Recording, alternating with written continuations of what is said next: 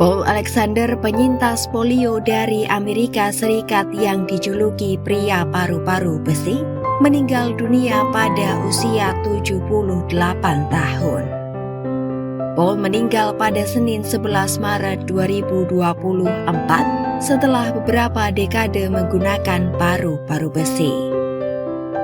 Teman lama Paul, Daniel Spinks, menyebut Paul meninggal di rumah sakit Dallas.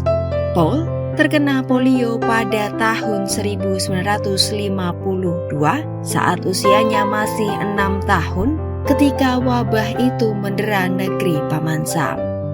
Penyakitnya itu membuat Paul mengalami lumpuh dari leher ke bawah, yang mana tubuhnya menjadi tidak mampu bernafas sendiri. Paul pun terpaksa hidup dalam sebuah tabung besi berbentuk silinder untuk membantunya tetap bernapas. Tabung berjuluk paru-paru besi itu memang lazim digunakan untuk merawat pasien polio pada abad 20. Tabung itu bekerja menyedot udara keluar dari silinder sehingga memaksa paru-paru mengembang untuk menghirup udara dengan berulang. Meski sebenarnya sudah ditemukan alat modern berupa ventilator, namun Paul menolak paru-paru besinya diganti menggunakan mesin baru. Ia mengaku sudah terbiasa dengan paru-paru besi yang digunakannya. Dalam perkembangannya bertahun-tahun menggunakan paru-paru besi, Paul juga belajar untuk bernafas tanpa menggunakan paru-paru besinya, sehingga ia bisa meninggalkan paru-paru besinya walau hanya dalam beberapa saat saja.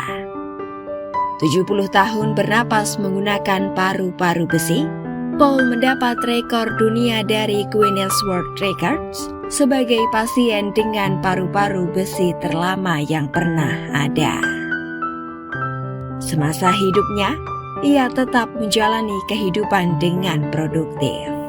Di usianya ke-21 tahun, Paul menjadi orang pertama yang lulus dari sekolah menengah di Dallas dengan tanpa menghadiri pelajaran secara fisik. Setelah lulus SMA, Paul masuk Southern Methodist University di Dallas, walau berulang kali ditolak.